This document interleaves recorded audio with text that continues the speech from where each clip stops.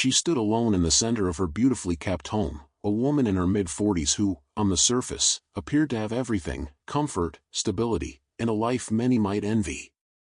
But inside, she felt like a ghost drifting through a life that no longer saw her.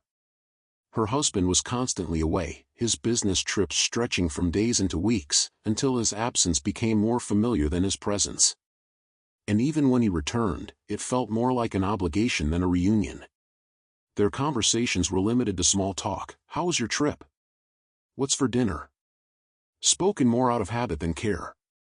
The warmth that once existed between them had faded into cold routine. She went about her days performing the duties of a wife with quiet resignation. She cooked elaborate meals he barely noticed, kept the house spotless, and smiled politely at neighbors as though everything were fine. But in private, her spirit was slowly unraveling. Nights were the hardest. She would sit on the edge of the bed, staring at the empty side, wondering when the distance between them had become a canyon she could no longer cross. She no longer expected affection, only silence. Her reflection in the mirror felt like that of a stranger, a woman who had grown used to being unseen, unheard, and untouched. Deep down, she wasn't just lonely, she was slowly disappearing. It was early spring when her husband once again announced his departure, this time for nearly a month. He delivered the news over breakfast, barely looking up from his coffee. She nodded quietly, forcing a gentle smile, the kind she had perfected over the years. She didn't ask questions. She didn't complain.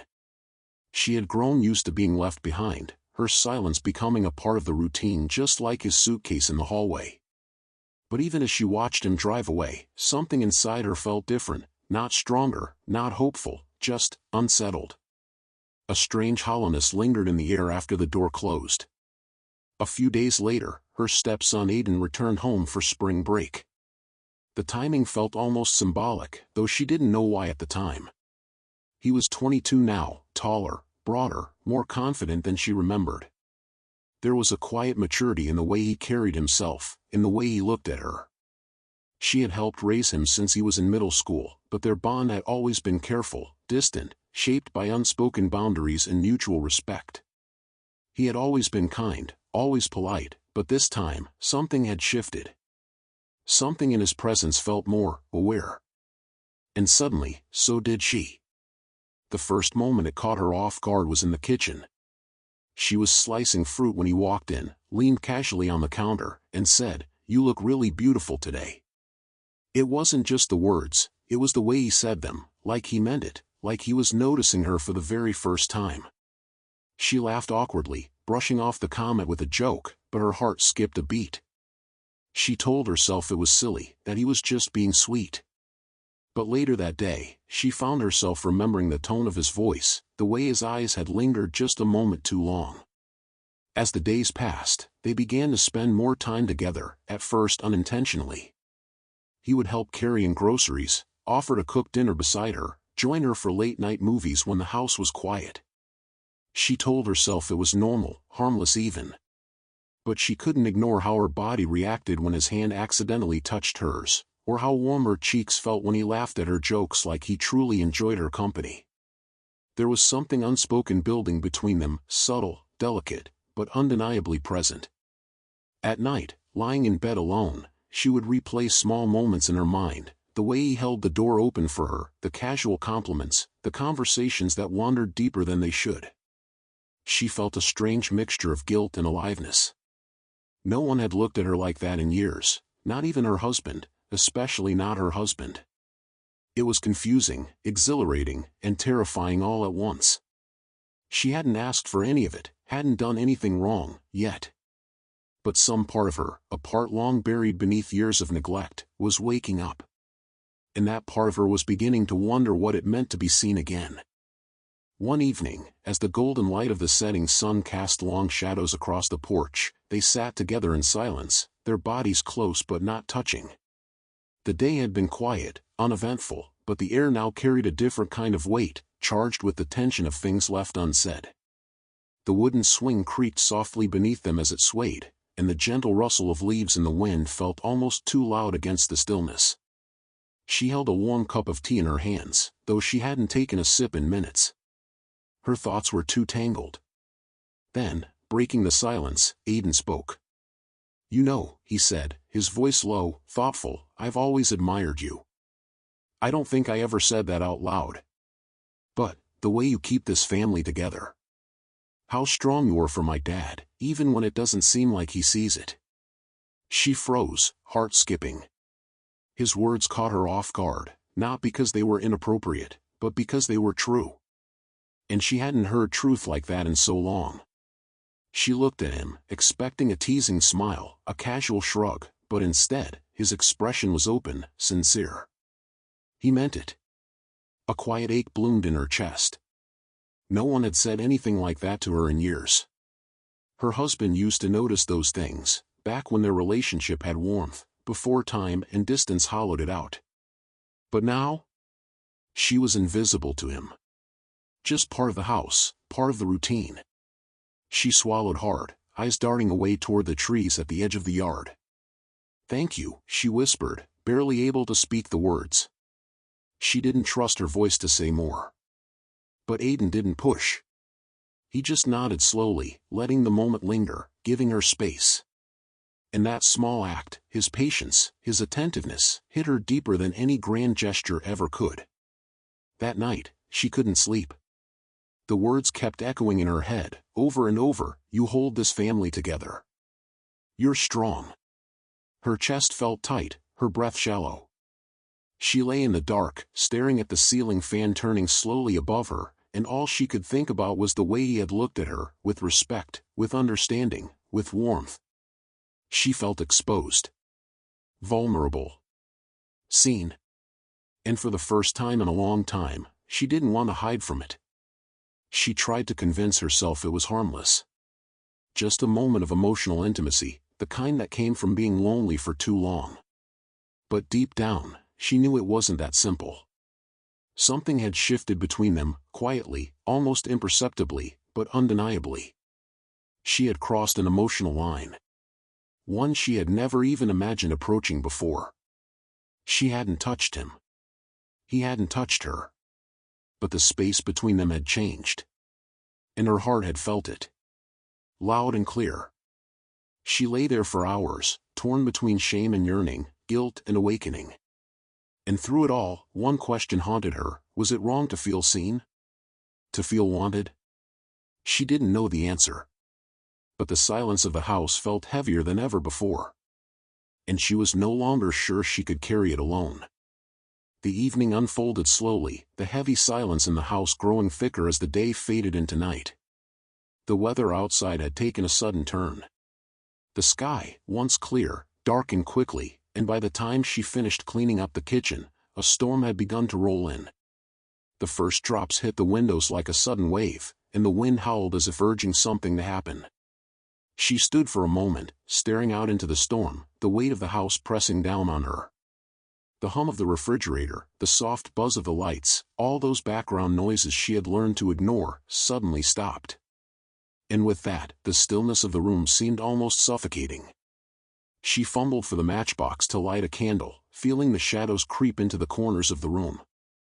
The flickering candlelight illuminated the space, but also left it looking colder, more distant than usual. She sighed, running her fingers through her hair, trying to shake off the unease that was slowly building up inside her. That's when Aiden appeared. He walked into the living room, carrying 2 glasses of wine, his face softened by the dim light. "Thought you could use this," he said with a smile, his voice calm, steady. She hesitated, a fleeting moment of indecision, before accepting the glass from him. Her fingers brushed against his, and the brief contact sent an unfamiliar warmth coursing through her. She quickly pulled her hand back, trying to suppress the sudden flutter in her chest, but it didn't work. Something about the way he was looking at her, the way his gaze lingered just a little too long, made her heart race. They settled on the couch, sitting close enough that she could feel his presence, but not touching. The sound of rain drumming against the windows filled the silence between them. The wine tasted sharper than usual, the alcohol seeping into her bloodstream, loosening her guard just a little bit. They began to talk, but it was different from their usual exchanges. This time, the conversation wasn't about small talk or polite pleasantries. It was deeper, more vulnerable.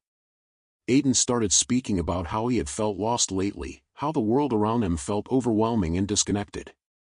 He mentioned how much he appreciated being home, how being around her made him feel safe. His words were sincere, raw, and, for some reason, that honesty pierced her like a quiet knife. She realized she hadn't been truly heard in a long time. Not by her husband, not by anyone. Then he said something that made her heart skip a beat. "You don't even realize how incredible you are, do you?" His voice was gentle, but it held an intensity she wasn't used to. "You deserve someone who sees you. Someone who actually makes you feel alive." She blinked, trying to process what he had just said. She had heard similar words before, but never with this kind of weight, never with the depth that he seemed to feel. Her breath caught in her throat, and she looked down, avoiding his gaze for a moment. But when she looked back up, she saw the truth in his eyes, the kind of truth that was undeniable. It was a truth that made her realize, all at once, how invisible she had become in her own life. In her marriage. Her husband had stopped noticing her a long time ago. He no longer saw her. No longer cared to. But Aiden saw her. He was the one who noticed the small things, the way she held the family together, the way she carried the weight of everything on her shoulders. For the first time in years, someone was looking at her and really seeing her. The ache in her chest deepened. She wasn't used to this feeling of being seen, of being wanted. It stirred something deep inside her, something she had long buried beneath the surface. She felt exposed, but in a way that wasn't terrifying. It was awakening. It was a feeling she had longed for, but never dared to reach for. Sometimes, she whispered, her voice barely audible, "I feel like I'm fading. Like no one really sees me anymore." Her words hung in the air, fragile and raw. Aiden's response was simple. He reached for her hand, gently, carefully, as though he was afraid she would pull away. She didn't. Her fingers twitched, then curled around his, and for a brief moment, it felt like the world outside, the storm, the house, the years of neglect, faded away.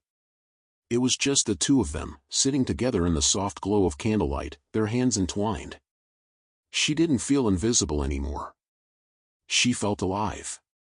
And then, without thinking, without any sense of caution or restraint, she let him lean in. He didn't force it. It wasn't desperate or hurried. It was slow, measured, like he was asking for permission in a way she couldn't refuse. And she didn't want to.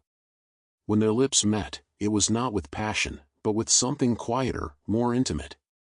It was a kiss that said everything they had been too afraid to say out loud. It was full of years of unspoken longing, of unmet needs, of silent, desperate hope.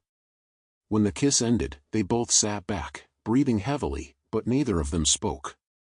The weight of what had just happened pressed down on them like a heavy blanket. She stood up quickly, her heart racing, her mind spinning. She muttered something about going to bed and left the room without another word. Her legs felt weak, like they might give out at any moment. But she didn't stop. She didn't look back. The house was still, but the silence between them felt different now, charged, heavy with the weight of what they had shared. She didn't know how to undo it. She didn't know if she even wanted to. But she also knew that nothing would ever be the same again. The next morning, an eerie silence hung in the house, far more oppressive than usual. Everything felt out of place, as though the walls themselves could feel the shift in the atmosphere. She moved through the kitchen as if she were in a dream, mechanically going through the motions she had done countless times before, pouring coffee into her favorite mug, flipping toast, wiping down the counter. But nothing felt normal. Her body moved on instinct, but her mind was elsewhere. She couldn't stop replaying the events of the previous night in her head. Every look, every touch, every word that had been exchanged. The kiss. She could still feel the warmth of his lips on hers, the shock of it, the electrifying awareness that had surged through her. She tried to focus, to ground herself in the mundane tasks, but it was impossible. Her hands were trembling as she spread butter on the toast, the motion far more difficult than it should have been. Her heart felt heavy, a constant thrum in her chest, threatening to drown her thoughts. And then, Aiden walked into the room. He was calm, far too calm. His presence seemed to fill the space, somehow lighter yet more imposing than before. There was a strange sort of confidence in his demeanor now, a quiet assurance that hadn't been there yesterday. He smiled at her, and it was no longer the polite, respectful smile of her stepson. No, this was different. It was knowing. It was intimate. And it made her pulse quicken in ways she knew she shouldn't allow. She averted her gaze, pretending to focus on the coffee cup in front of her, but she could feel his eyes on her, steady and unwavering. He was watching her in a way that made her skin tingle, like he was seeing something she had long buried. Something she didn't want him to see. But even as she told herself to ignore it, there was a part of her that couldn't. Every nerve in her body was alive, and the guilt that should have consumed her only seemed to heighten the sensation. The brush of his hand against hers as he reached for a plate sent a ripple through her, but she didn't pull away. She could have, easily. She should have. But for some reason, she didn't. A part of her knew this was wrong, dangerously so, but another part, the part that had been invisible for so long, relished in the attention. It felt like a balm to wounds she didn't know still existed. He was there, in front of her, seeing her, really seeing her. And for the first time in what felt like forever, she didn't feel like she was fading into the background. She didn't feel like she was invisible, like a shadow passing through the motions of her own life. As Aiden stepped closer again, she could feel his presence, like a pull she couldn't resist. He stood behind her, close enough that their bodies almost touched, and her breath caught in her throat. She told herself that this was just a fleeting moment, that it would pass. But it didn't. When he spoke, his voice was low, almost a whisper, but it resonated deep within her. "You deserve more than this," he said, his words laced with an emotion that made her heart skip. She wanted to argue, to tell him that this was wrong, that she had a husband, that this wasn't the way it should be. But all she could do was listen. Listen to the way he heard her in a way no one else ever had. For a split second, she felt seen in a way that made the walls she had built around herself crumble. When he reached out and touched her face, she didn't flinch. His hand was warm, gentle, and it felt like the only real connection she had had in years. There was a softness in his touch, a tenderness she hadn't felt in so long. It felt like coming home, even though she knew she shouldn't feel that way. She shouldn't want it. But she did. Every part of her wanted him. Wanted the attention, the validation, the affection. She could feel her heart race, her breath catching in her chest as the lines between what was right and wrong blurred beyond recognition. She pulled away, telling herself she had to stop this before it went any further. She couldn't keep doing this. She couldn't keep craving something that was never meant to be. But even as she said the words to herself, she knew they were hollow. Aiden's presence had awakened something inside her that she couldn't simply erase. She had spent so many years with a husband who hardly noticed her, a man who was physically present but emotionally distant. And now, here was Aiden, offering her everything her marriage had never provided. He was offering her something real, something alive. Her mind raced with conflicting thoughts. On one hand, she knew the consequences of what they were doing, of the lines they were crossing. She knew this was a betrayal of everything she had once valued. But on the other hand, there was a part of her, a desperate, aching part, that couldn't bear to let go of this feeling. For the first time in years, she felt seen. She felt alive. And she couldn't ignore that. She tried to tell herself that this was just a momentary lapse in judgment. That it would pass. But deep down, she knew it wouldn't. She couldn't go back to the way things were. The kiss, the touch, had already changed everything. There was no turning back now. The person she had been before, the person she had been in her marriage, was slipping away. She was losing herself in this dangerous dance with Aiden, and the more she tried to resist, the more she realized that she didn't want to. She was already falling, and the harder she tried to stop, the faster she descended.